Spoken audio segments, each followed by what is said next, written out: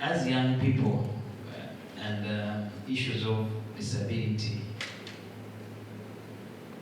we begin to recognize disability, and I want to use how did advocacy begin, because I want to talk from the aspect of human rights first.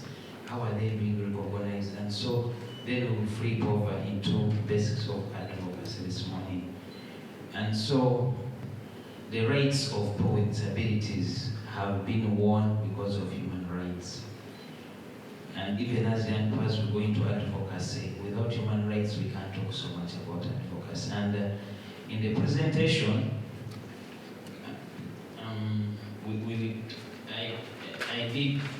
I did say that the 1945 UN Charter was adopted, and the key tenet was the commitment to human rights.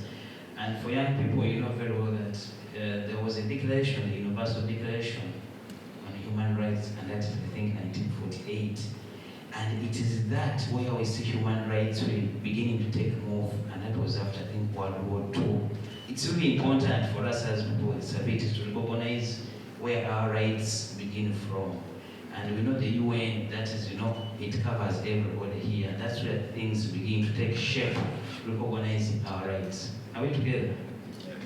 And so, even as we begin advocacy, young people, we must know that the basis of this is the human rights, our rights. Are we together? That means there could have been a problem, and that's why then we start recognizing aspects of rights. And then in the 1950s, again, the Economic and Social Council adopted the resolution recognizing disability. As you know, we have two approaches, the traditional two approaches. We had the medical model. Medical model was the first. And then we move into rights. The medical model talked about putting people with disabilities in institutions. They don't have a say, it's the doctor who prescribes all this. And so with the rights, we move away from that kind of putting people with disabilities in institutions. And so it's all about now, it's your right, it's my right. I'm a human being, you're a human being, and I deserve this. If you can access this room, essentially it means even as a person with disabilities, I should access the room. Are we together? And so this is the catch. And so then we see rights of people with disabilities being recognized in the UN system. And I want to believe that all of us know the UN. It has that mandate to ensure that rights of everybody are respected, promoted, and protected. Are we together? And so again, we see the 1960s.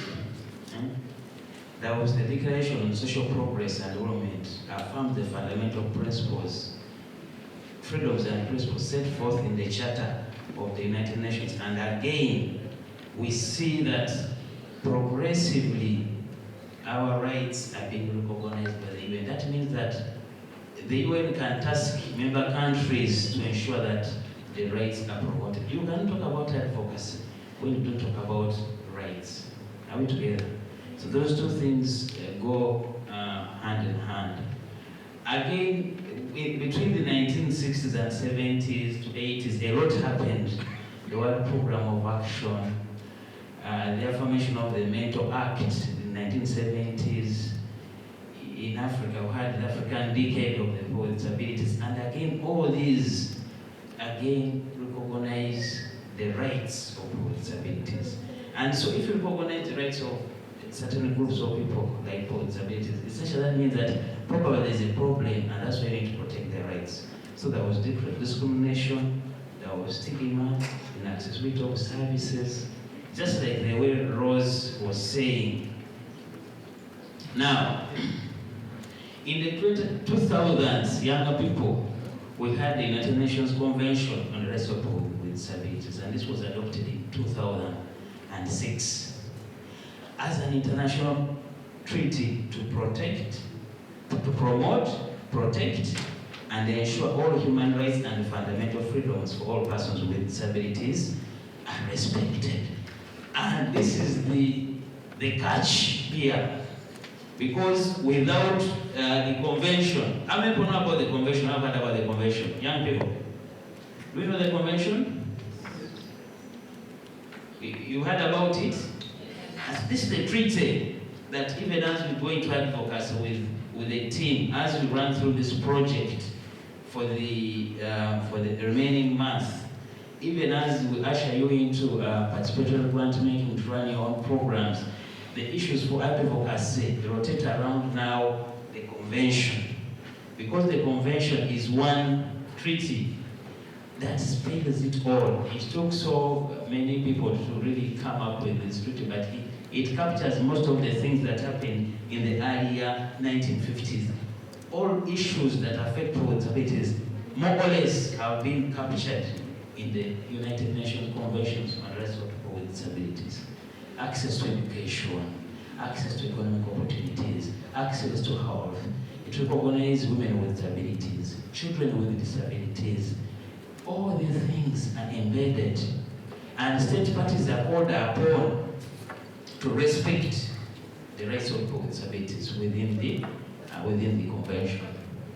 And so, this conference, we believe that at the end, we should be able to think the advocacy at different levels using this mechanism, the convention, but also you will see later on where we can really get issues for people with disabilities in terms of the national laws in the various countries. And again, in the 2010s, we see the General Assembly convening a high-level meeting on disability involvement. Some of you who were there by then, we used to have the Global Development Framework. It was called the Millennium Development Goal. And so, again, state parties or countries were tasked to fund the framework, the MDGs, where they were goals. But again, disability is highly recognized. And so, it also sets the basis for our advocacy at the time of the Millennium Development Goals. But again, as the disability movement took a center stage, MDG is, much as they mentioned disability, but it was not so much. Are we together? And now we see Agenda 2030. And that's the global framework in which UN member states again committed themselves to improving the lives of the different peoples in the different countries. But suffice to note, very important to note, is that Agenda 2030 is more inclusive. It has so many indicators of disability. And also the statement that is really common now, leave no one, leave no one. And so we recognize that SDGs are more inclusive. Even as we go towards advocacy, even as we learn about advocacy in these 3 days, 4 days that we are here, it's important for young people to recognize the Sustainable Development Goals. They are more inclusive, and it's a global commitment. We cannot talk about advocacy, we will get the knowledge, but we need to focus our advocacy, and from the human rights perspective, and now right now to the global agenda. Leave no one behind. Is that fine? Okay. So we cannot talk about advocacy. So advocacy and the disability realm is a source of activism. Yes.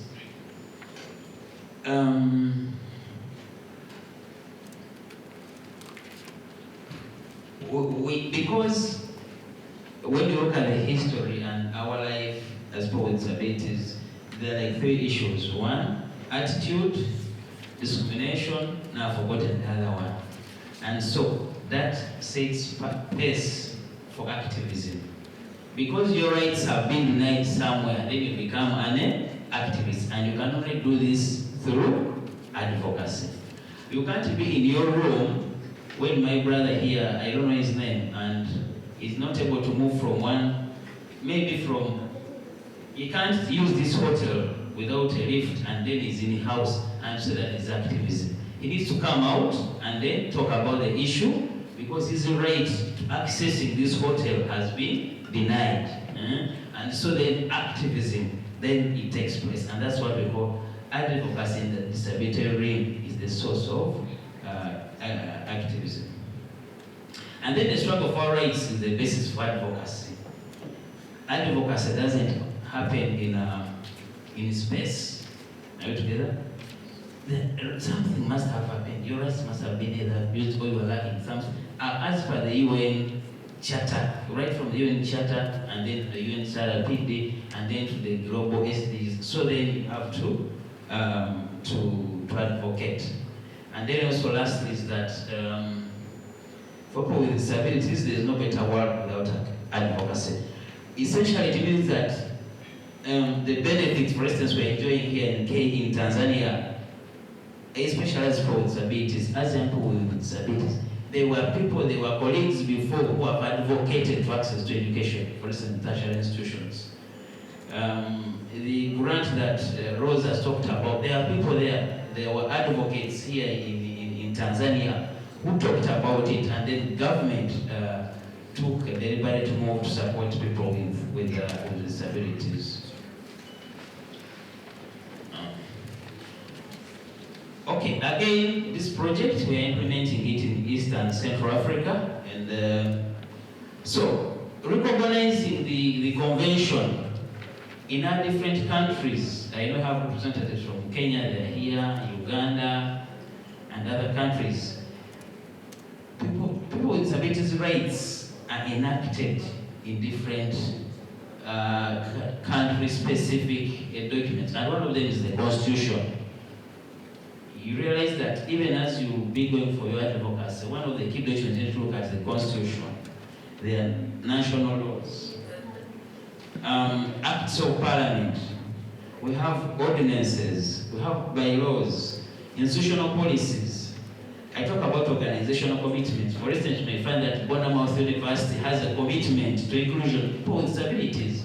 And so, if a student with disability wants to access facilities at Bournemouth University and sees that they are not accessible, then he or she can petition the leadership of the Bournemouth University to create an environment where he or she can effectively learn and access the education. And so those are organizational commitments. Institutional policies, a university like Dara University, it should have institutional policies, and if they are not there, then you as a young person with disabilities, it's your right to advocate for change. If Daniel is to go to Dara University and is hard of hearing, that means if the policy is there that the university is open to everybody and it's an inclusive university, then the university should be able to provide a sign language interpreter so that then Daniel can access education. And that's what, that act is what we are calling advocacy. Organizational commitments, like our organization ADD, talks about all persons with disabilities should be given or will be given an opportunity to be interviewed for any job openings. Jobs will be advertised in an accessible manner. They should be reasonable accommodation. So if a person with disability and AD is not doing that, then there's room for you to advocate for a change, because as an organization we are committed to that.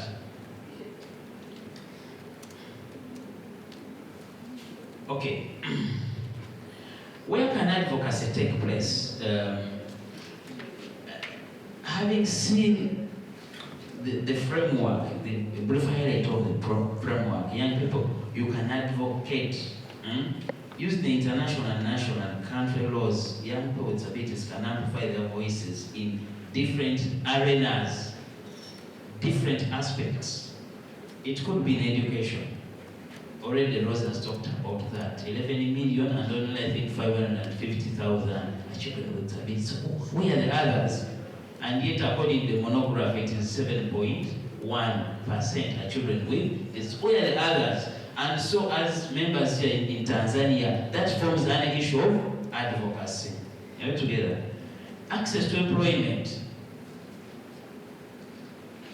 Leadership at different counties, or I don't know the governance structure in the country here, but you can still advocate for including people at the different levels of leadership.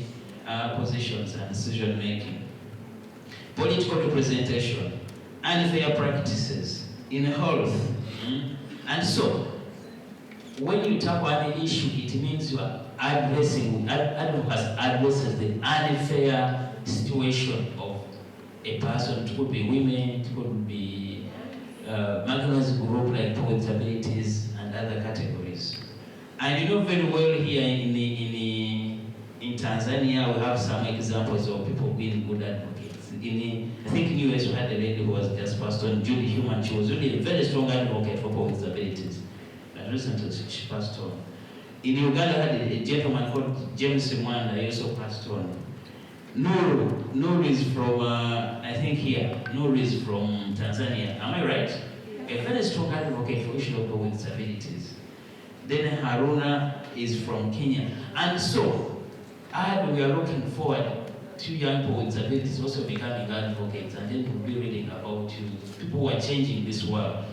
So that's why we are having this meeting. That's why we're having this workshop, and that's why we're having this project together as a team.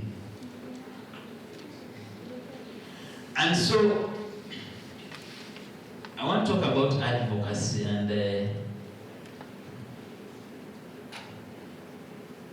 it's as a process or an act of promoting and protecting the rights of people with disabilities. You know, first, as a disabled person, it is important you know your right. Are we together? Before you can then speak about your rights being violated. In principle, that is it. So, know your right and identify instances of discrimination. If you don't know your right, essentially means that you can't advocate for that right. So you need to know your right. I have right to access to education. And then you're able to amplify your voice. And so it's about taking lead in upholding your rights through speaking with and writing to duty bearers to raise awareness of problems and seek a solution. And now, in the presentation you have it, I introduce a new word, duty bearers. Normally we have two categories of people when we're doing advocacy. We have the rights holders. You, as young people with disabilities, you are the rights holders. You are claiming your rights. And then people who are supposed to give you your rights are what we are calling the duty bearers. Like, it could be an organization like AD, it could be a duty bearer, it could be the police institution, it could be an education institution. So that one becomes a duty bearer. It could be the state, so the state becomes the duty bearer. And as you will see in the presentation, you can do advocacy at all levels. Are we together? So it's about taking lead in upholding your rights through speaking with and writing to duty bearers to raise awareness of problems and seek a solution. And again, it's about taking lead. We want to recognize that if yourselves are the rights holders, as a young person with a disability, you take lead, you are at the forefront. Advocacy makes a lot of meaning. Are we together? But other colleagues can also support you to amplify your voice. But it's really good that as a young person with a disability, you take lead. You are at the forefront. So we wouldn't love, I'm going to use Daniel. Daniel, for instance, you leave an issue, other people take lead, and yet you can take lead yourself. So in advocacy, we want to see rights holders take lead in this. It's a process aimed at changing the status quo in institutions and service delivery. Rosa talked about health. We want to change status quo. If we have our young ladies with disabilities who have a right to sex, for instance, and they are pregnant, then the health facility should be able to provide accessible beds, so that when she goes there to deliver, they don't just carry her up, but the bed should be accessible. It's rolled down, the mother gets onto the bed, then is supposed to give birth. So we want to change the status quo. we have colleagues who are short stature, some people call them the little people. We want, if we identify 12 of them in this institution, this I don't know what they call this one, they shouldn't be high as this. They should be that inclusion, and then you are able to make where the person can easily feel comfortable. Or where one the chairs in schools, if I identify a person who is the person of little stature, then you make a seat specifically for him or her where his legs cannot hang. And this is we want to change the status quo in advocacy, and we want an inclusive society. You can't have an inclusive society. For instance, if I can demonstrate, if you're a person of a little stature and you are in class, your legs have to be like this. Are we together? But just imagine, some of you test it and see and feel the pain. But the society just needs to adjust and make a chair where this person can easily put his legs down and attend class in a very comfortable manner. And this is the status that when we talk about advocacy, we want to, it's about the process aimed at changing the status quo in institutions and in service delivery. And it's your role as young people.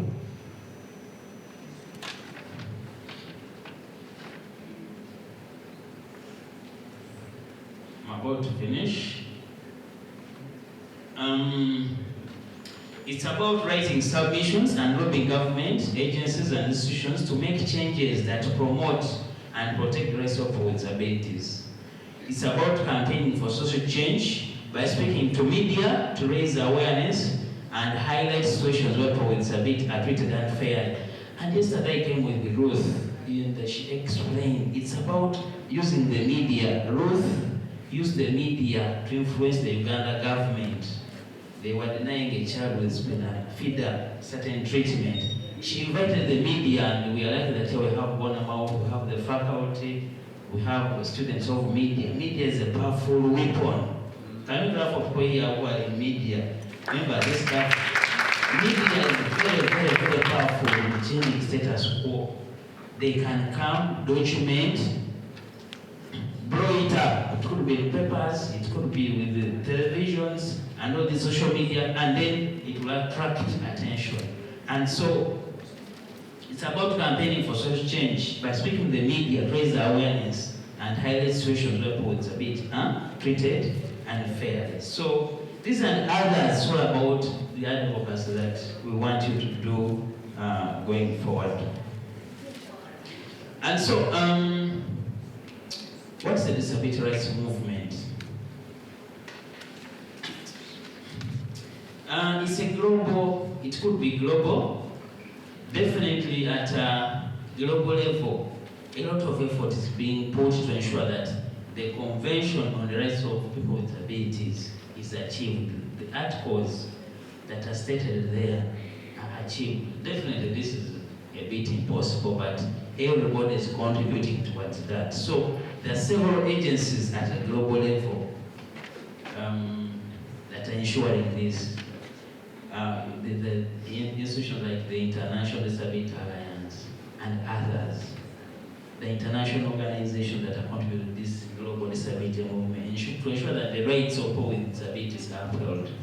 At African level, we have the African Disability Forum is one of those. We have African Union and other institutions that are aiming to ensure equal opportunities and equal rights for all people with disabilities.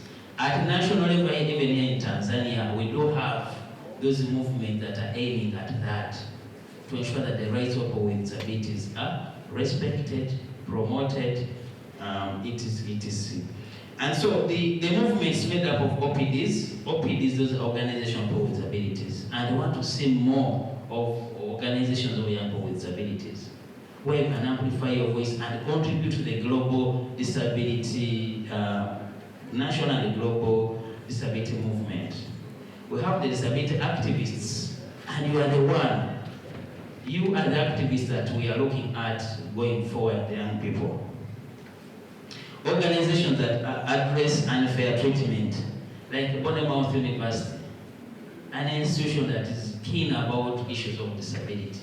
And so it's also part of the movement, because if this workshop, a paper is presented and shared, then they're also making a contribution toward the disability movement. The academia, we have ADD, we have Humanity for Inclusion, and all these organizations, the UN Women is now part of this disability rights movement. So all those organizations, agencies, and institutions that are making a contribution towards equal opportunities and equal rights for disabilities, then get together, and then it's what we are calling the disability rights movement. But it's led by organizations or people with disabilities.